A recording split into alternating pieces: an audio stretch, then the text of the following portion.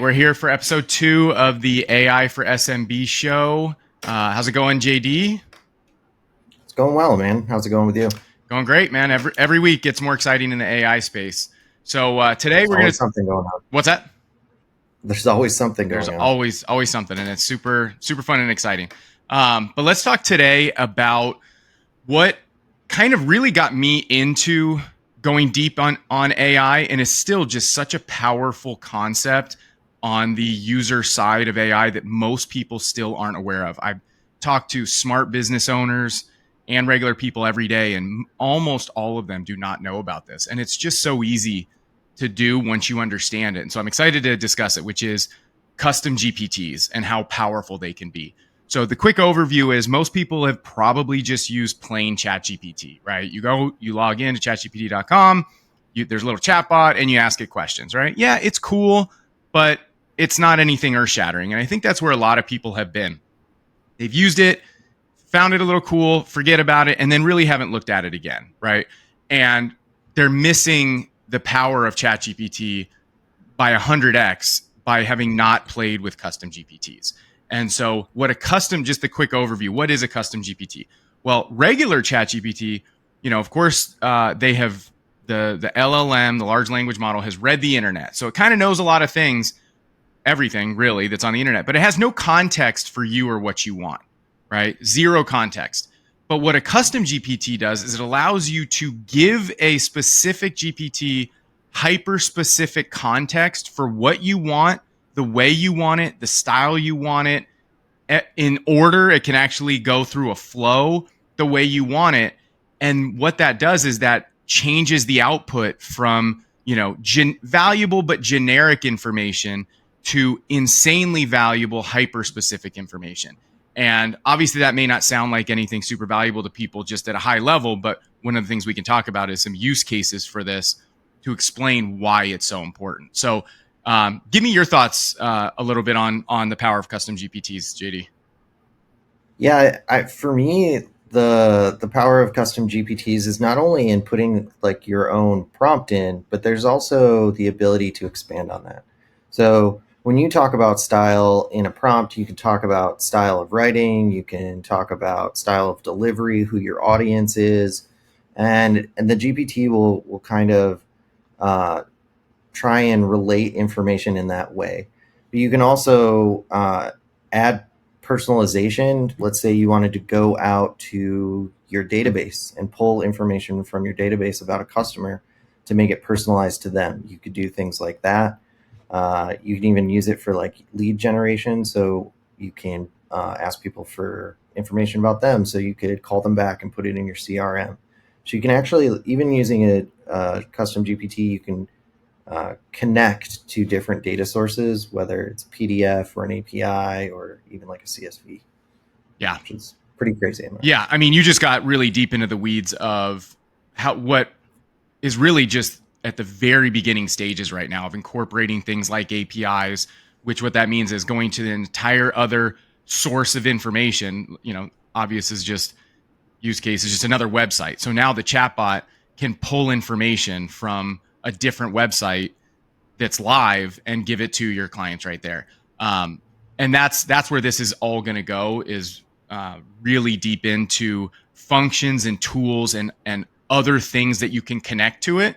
But even at a base level, if you don't do that, just customizing a custom GPT with your own language and process without doing anything from another website can still be incredibly valuable, right? The one I love to show to people is I still may do this. I'm working on starting a newsletter that's like a 1-minute AI newsletter. So many newsletters are way too long. So I'm like, okay, let's do one that's only 1 minute. Okay, how can I use AI to help me with this? Well, I went in the instructions and told it step by step what its job is on how to write this newsletter for me based on very minor inputs of mine, right? So the example is I basically told it, here's the style I want you to write the newsletter. I want you to write the title, the subject line, the middle part, and even include an image that's going to be in the newsletter. All I had to do was put in what the new AI tool I wanted to write the newsletter about. So I literally go in and just say, write me a newsletter about Perplexity AI. And I get a full written newsletter in exactly the style I want with an image in the style I want instantly. And most people, when they see that, their minds are blown, right? And that was one of the first things I did with custom GPTs. It's not even very good, but yet it's actually amazing, right? It took me like 30 minutes to do that. So, and we can even take that a step further, right? So let's say that you wanted to have that writing be personalized for your writing style. So you could tell it, like, you could actually upload a bunch of PDFs of just your old writing, whether that was stuff you did on, uh, social media, or even like our YouTube transcript from here could be uploaded to that. Wherever you're getting your data from, you could actually upload that, and then it'll give like that sense of how you speak, how you write, to the response of that newsletter. So it's almost like adding your personal touch. 100%. And I think this solves one of people's biggest complaints about AI. Again, coming back to why custom GPTs are so valuable where regular ChatGPT is not, is people are used to using plain ChatGPT and the language being very generic, right? We hear this all the time. Oh, I could tell it's AI. It's so generic. And it's because you didn't give it any context. It doesn't know, do you want generic or not? So of course it's going to default to generic. So by using a custom GPT, and whether like you're saying, you can input your own writing style. So now it'll write like you, or being a bad writer such as myself, I actually just input people who are good writers that I like, right? So I say, instead of writing like TJ, write like Sean Puri, who's a writer that I really enjoy and think. So now my writing can be more in his style, which is much better than my own style, right? And that's what turns the output from boring and generic to actually pretty darn good and interesting. Now, there's still issues. There's still certain styles of writing as of today that you can kind of tell, but you can get it from boring generic to, hey, really good, but still a hint of AI in it. But again, that's going to change over time. It's only going to get better. So again, it doesn't matter how it is today. Well, you can even say, that you want to include like a FOMO pitch. So like getting people interested in something by fear of missing out, or using different like sales techniques in there to also make it a bit different. Like you're adding almost like a speaking framework to it, so that like your content is delivered in a certain way where there's a hook, Yep. For instance, right? So just telling GPT to just write something, it's just going to write it in a very, like, you can use the temperature, right, to be either more creative or less creative. Is also like, there's configurables that you can do in GPT as well. So there's a lot of different ways to tweak it, and just having it out of the box and just say, like, just speak this, out of the box way, people are going to recognize it. So, but the more you customize it, the more it's a little more difficult to recognize that it's AI. That's right. That's right. And I just want to go over another use case for people to really understand, is not just the style and the output. I think a lot of people's mind goes to, I tell it to do this one thing and then it does that one thing and like that's it. What makes these custom GPTs so powerful is when you can give it what I call like a process, where it actually can interview you before giving you the output. So let's just say one of my clients that we're doing some custom GPT work for, he has done an amazing job putting in so much effort into the process of these custom GPTs, and he's created a ton of them. But let's just take the one that I know I played with the most of his, which is creating your ideal client profile. Okay. So yeah, you could just go into ChatGPT and say, oh, I own a bakery in this town and help me find my ideal client profile. You're going to get very boring, generic answers. So what he has done is he's made ChatGPT interview you to get all of the relevant information out of somebody, in this case, his clients. And then after they've done, it could take them 10, 15 minutes, maybe more, to actually just answer GPT's questions. And then he tells the GPT in the instructions, the custom GPT, once you have all 10 of these questions answered and you can make sense of them, now I want you to spit out hyper detailed information based on that client's inputs to give it specific output. So, oh, okay, you're a baker in Sacramento and you're targeting, wedding cakes. Okay, now that I understand this, now here's your ideal client profile. And then it gives this super detailed breakdown of who you should target. And then he even takes it a step further and says, okay, we have that information now of exactly who your ideal client is. How do we market to those people? Right. And then he has a whole other one that flows into, okay, what is your plan for marketing? Now that we know this is your ideal target, we have some ideas for you, but give us information first. And you give it all the information first. It's asking you all these questions. Then boom, it gives you this output of, okay, here's a great marketing plan for you. Another one I wanted to throw out, and I haven't actually seen this yet. I need him to send it to me, but I know somebody who is in the marketing space who is charging, just to give people ideas of the value of a custom GPT, he is charging clients $5,000 for a report on, it's some sort of marketing report for businesses. And it is literally a custom GPT report. It takes him 5 minutes to do it. And he charges $5,000 and his clients are stoked to get it. Right. And that's the power. Something that you create once, takes you 5 minutes to run or less, you could sell it for $5,000. This should hopefully open people's mind to what's possible here. I think when you start talking about like reports or even answering questions, like, and I know I'm taking this a step further, but with both of those, you could really start to expand into, because there are limitations with a custom GPT, right? The amount that it can output is about 4,000 tokens. And so a token is probably something we should talk about at a different time, but you can think of it as just like a limit of text. And that limit, if you want to expand on it or do like more detailed reports, then it starts getting into what are agents. That's another thing we'll probably talk about at some point. And being able to collect information from different data sources. So you mentioned going out to the internet and grabbing any information. Some GPTs can do that where it can actually go browse, but some GPTs you actually have to program that into, and it's using a tool. So, Claude can do this now. Obviously, like ChatGPT can, but you could also do it for a bunch of different other ones.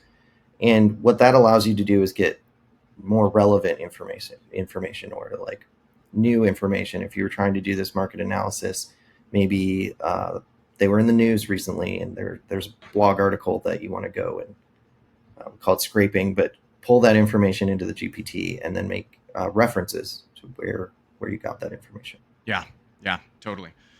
That makes a lot of sense. Now let's also talk about another use case of what can be, again, a custom GPT, maybe with functions or tools, agents potentially, but it's a similar concept, is for chatbots that a business can use. And again, there's so many applications to a chatbot. The obvious one that most people probably are at least somewhat familiar with the concept is when you go to a website and in the bottom right corner, there's a little chat button. And, those have been around for 15 years, right? And pre-AI, they were just like, you would say something, it would try to find that information in their database and then just literally spit word for word what it found, which usually it probably would find something not even relevant and you'd get annoyed and hang up. Or maybe if they were a good company, they'd have a human come quickly, right? And then you could just talk to the person. Nowadays, a lot of times it's like, well, if the AI doesn't work, sit here for an hour and we'll try to get a human for you.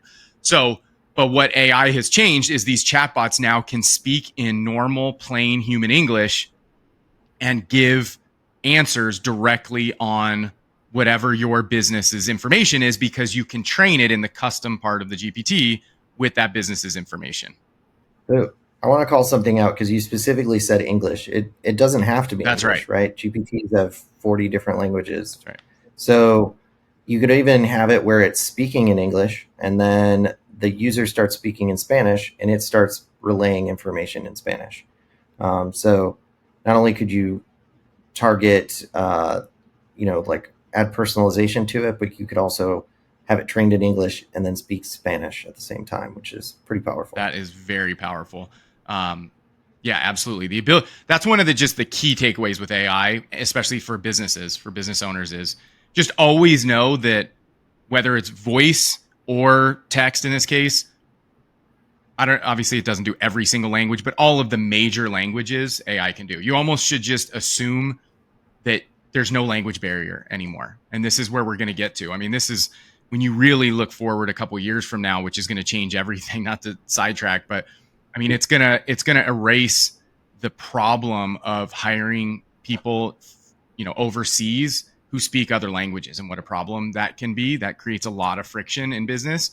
A big reason why people don't like to hire people who aren't their native language. That's all going to go away, which has massive implications in the business world, which is going to be crazy. We can talk about that another time. But for these chatbots, like you said, we actually built one for somebody recently where, like you'd mentioned, the database thing, where they had all this information about their business that was living on a database. And now in conversational English or whatever language it is, if somebody says, hey, tell me about my whatever it is, my information that's in your company's database, it can give them that information just like a human would. Imagine a human goes and looks in the database, sees, oh, it's 43 on number 22. Oh, okay. Hey, Joe. Yeah, it's 43 on 22. And they could just say it in plain English, right? Which is amazing. You just want to think of these custom GPT, AI chatbots on your website. They generally will speak to your clients like a person would, right? Mm-hmm. And I think what's interesting about the whole database piece is it sounds more complicated than it actually is.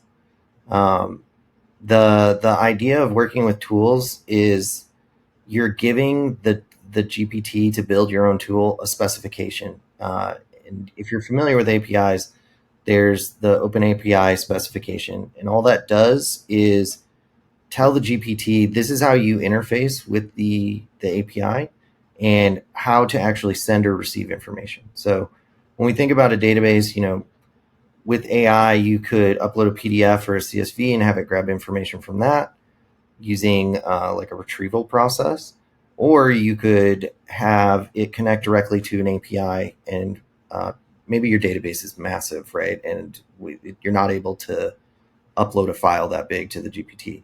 Then you just create a connection between the GPT or your chatbot and your database. Sounds a little scary, but the reality is if you're already using APIs to connect your data with your CRM, you're already doing that. There are some security implications of, well, is AI learning about my data? And there's ways to restrict that. So I think the barrier of entry seems scarier than it actually is.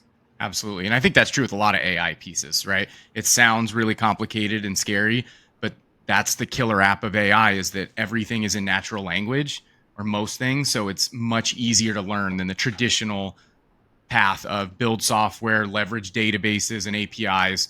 A lot of things are getting easier because we can use natural language. And this is where a lot of people are predicting the future. I think it's exaggerated, but there's truth in it that, a lot of software engineers, the reason they're so valuable is they speak the language of code, where as AI gets better and better, you will be able to build code with natural language because the AI will understand your natural language and how to convert it to code. So, yeah.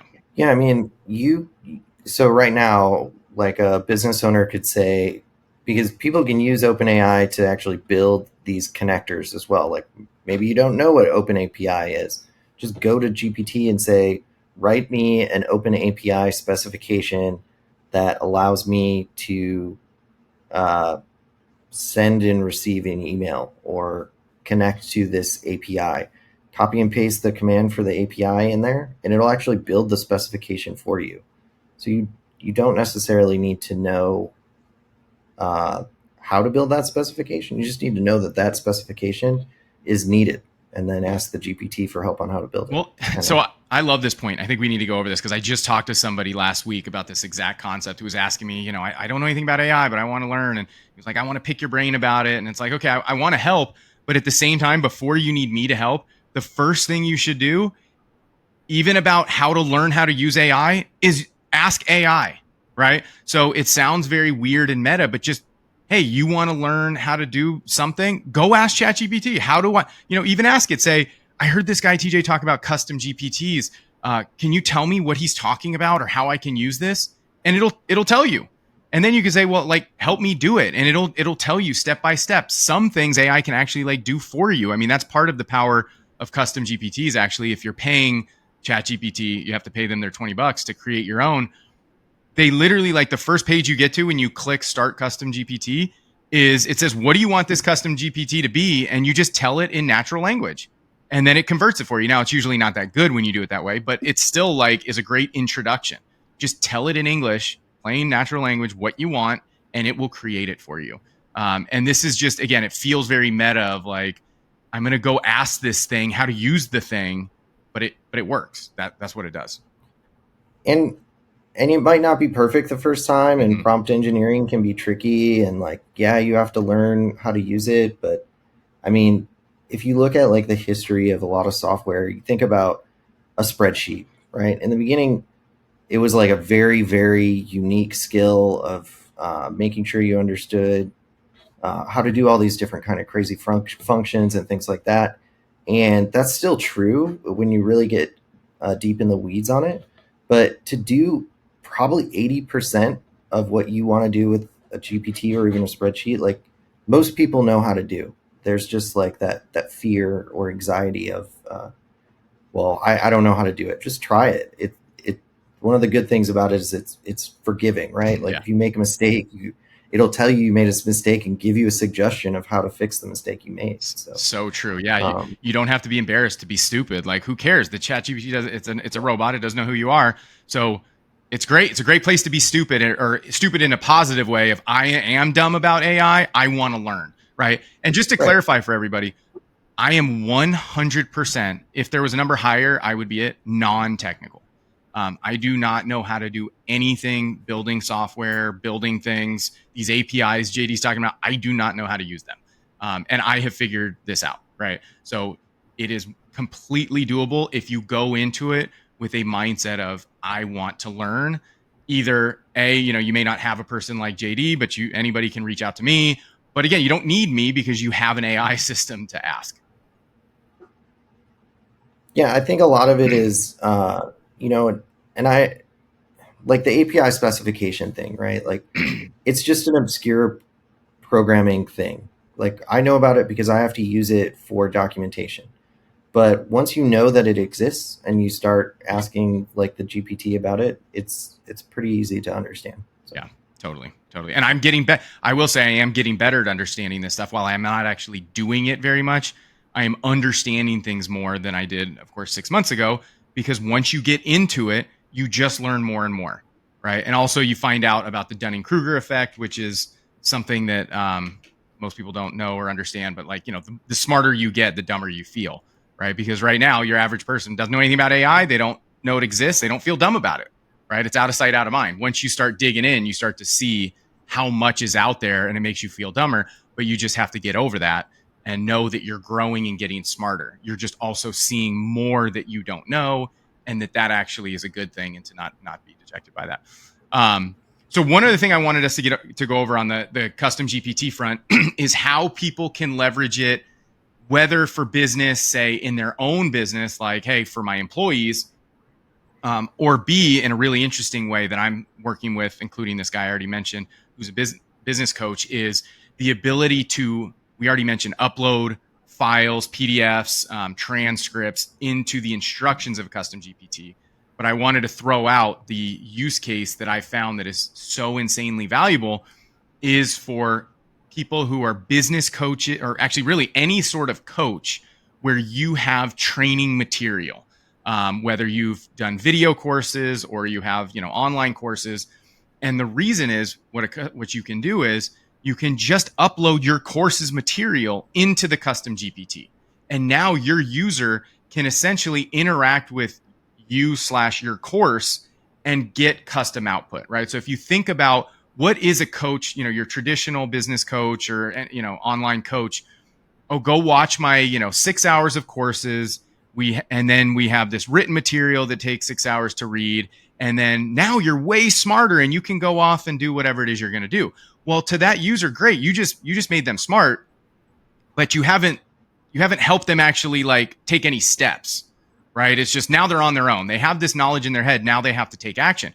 Well, with a custom GPT, they can upload those courses into it, and now their user, after learning the material, can actually interact with the material and get custom output, right? So for example, one of the ones that we have done this with is somebody uploaded their course material about becoming a consultant, right? How do you start a consultant business in 1 week? And upload the material. And then now that user can take the course, read the book, read whatever, learn. Now they can go in and say, okay, hey, I'm Joe. I want to be an AI consultant.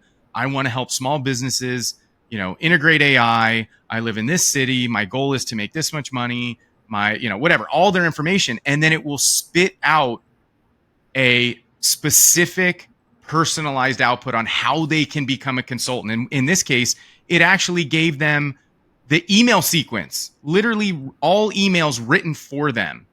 It gave them their pricing plan, their pricing structure, their landing page content, everything you would need to become a consultant, at least on the content side and the understanding side, done for them. And it was amazing. So just wanted to discuss that ability of uploading things you've already built to get custom output.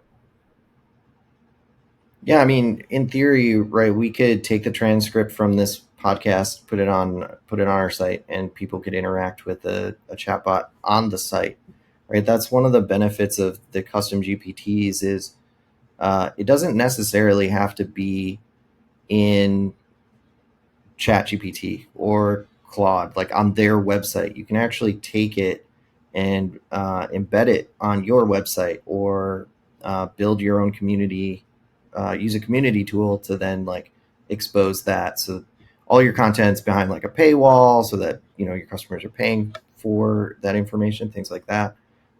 There's a lot of different ways to expose this outside of just the GPT website, and do it in a secure way, right? Like, so that you still maintain, it's not free for everyone, and you're not, because that content is how you make money. So yeah, there's just a lot of ways to slice this, and we've been talking to some of these coaches and other business people about potential ideas and options here. And just to go throw them out at a high level, we know people who are doing this where they're building one custom GPT as a lead magnet, so it actually is free, with the intent of getting people to use it, talk to you if you're a coach, or talk to your business about how you can help them. They chat with you and they get really great information. And now it's like, okay, you got that good information. If you want more of this, you got to pay us, right? So it's a way to give value to get people in the door to then want to pay you.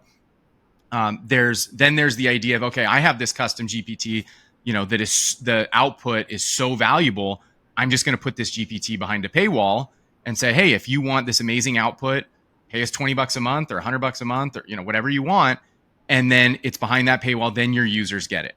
And then the third way of doing this, which is something that we built called Zeal, is an entire SaaS platform where you can have as many custom GPTs you want inside the platform for whatever use cases you want.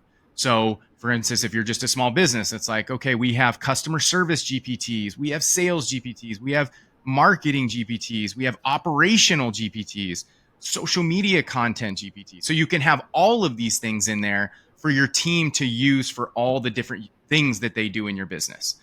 Or the other example that's similar, you could use that same platform we built for the coaches, which is what we have, right? Okay, I teach my people about email processes, and I teach them about ideal client profiles, and I teach them how to do email sequences, and those can all be their own GPTs, and you can have that all in a paywalled platform, all designed and custom to the way you want it to be for your employees or your users. And it's extremely powerful, because the alternative, right, is, hey, person who's paying me money, go to this other random website, and here's the prompt, and then you have to go figure out how to put the prompt in, and then you have to go do this on some website that you as the business or the coach, you don't control, and it's just a bad experience versus, hey, I'm giving you this tool that is pre-built to do all the things that you want to do. yeah, I think the control aspect is like pretty huge, right? Because not only are you controlling the flow of where the user flows, so where the user is going, but you're protecting um, your content at the same time. So you could actually like restrict who gets to see what GPTs. You're almost building like your own marketplace of what your GPTs are, so that let's say you want to have some free ones, like you said, to let people in. They can sign up for free, and then it's just whatever. Then you could have another tier where it's like paid, and those are specific content ones, and then you have other specific ones. You can like segment who gets to see what for which team by adding like that user access control. It makes it a lot different. I think like calling out the fact that, you know, on ChatGPT, if you make a custom GPT and you publish it, it's explicit to like everyone who has is paying for ChatGPT, or it's public to everyone who uses the site, right? And that's a pretty like very cut and dry level of experience when it comes to to like securing your content. We want to have more flexibility over that. Totally. Because again, it comes back to this idea. Yes, there's probably literally a million custom GPTs in the GPT store on their website, but probably 98% of them are not valuable at all. They're kind of garbage. But if you build one, if you do what we've talked about, some of our clients have done, and just if you have specific knowledge, whether you're a coach or whether you're just somebody who really understands something, you can build, again, coming back to the $5,000, the guy who did that, his knowledge of marketing plus his knowledge of AI and building these custom GPTs is so incredibly valuable. You don't want to put it out there that people can find it or use it for free and like give up control. I mean, he charged you $5,000 per usage that takes 5 minutes.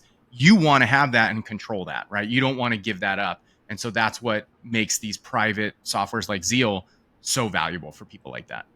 Well, I think it's a trust thing too, right? There's nothing that on the GPT store is vetted That's in the right. sense like you have to trust that that author is the author of uh, who they are, and that they're not going to do anything with your data, right? Like, so I also think that there's very much a trust factor where it's if you go to a site that you know and it has their GPTs controlled by them, you trust that brand, then you know that like they're putting it out, they're in control of it to a degree, right?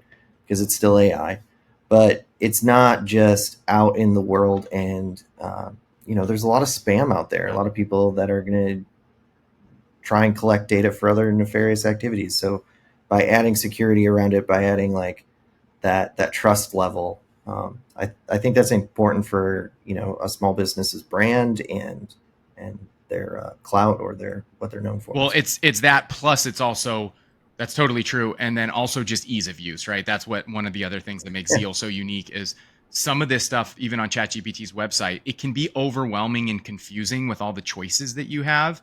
And so, as a business owner, you could come to Zeal and say, okay, I love this concept of using AI, but my people just they're not technical. We've looked at these other softwares and it's too confusing, and then they just throw their hands up and they don't use it. Why do I want to pay for something that sounds cool but nobody's going to use? Because it's too difficult, right? And so we have abstracted that away so that it is dead simple to use. And again, you as a business owner can just have a GPT that says, this is the customer feedback GPT. Any of your employees who want to figure out how to reply to customer feedback, whether it's on Yelp, whether it's an email, Google review, whatever it is, that's what they should be using. You know how it's trained because you can even train it yourself. We can help you. And then it's dead simple for your team to use because it literally there's a button that says customer feedback.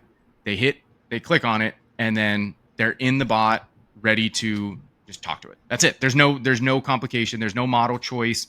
There's no prompt choice. There's no instruction choice. It's just dead simple. And I think at least for the next few years, that's key because AI is, while it's not hard if you're mentally willing to dive into it, let's just be honest, most people don't want to, right?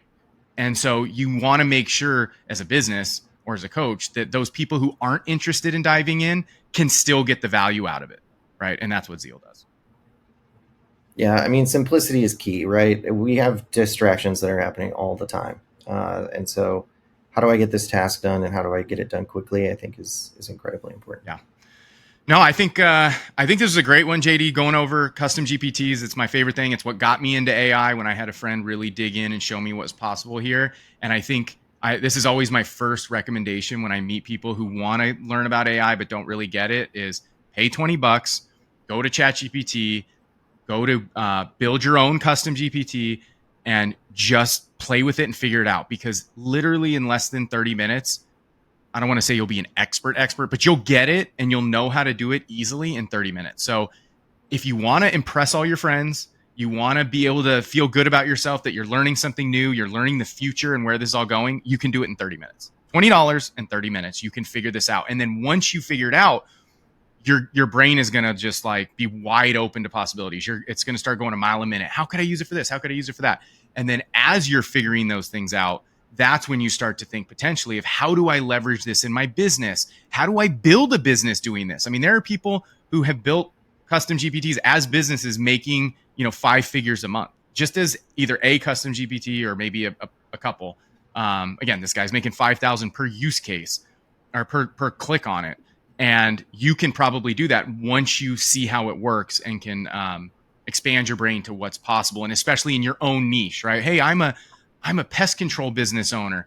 Okay, great. How could this apply to pest control businesses? Because if you can figure that out, you could probably make millions of dollars in your niche. Figure out how to leverage this stuff. There's a 2 to 3 year window where you could absolutely make a fortune figuring out how to leverage these tools in whatever specific business that you're in.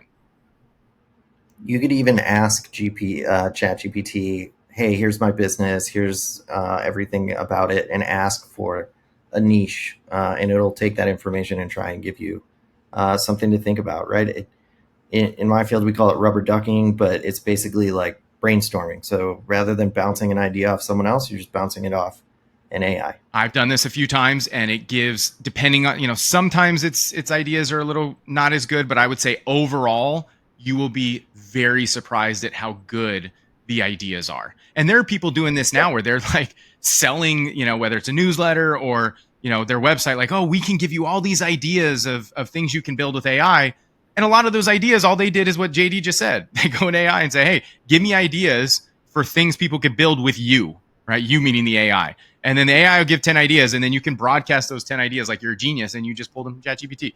So, yeah, it's wild, but the key is to get into it, right? Get into it, figure out what's possible. And then if you want to brainstorm, like once you get those ideas from ChatGPT, you may be thinking, okay, this is awesome. This sounds so cool. How do I do it, right? And again, ask ChatGPT. It'll probably give you some decent information. But again, if you're non-technical, you need to build software. You need to, customize existing software. That's where we can help chat about, how to help you do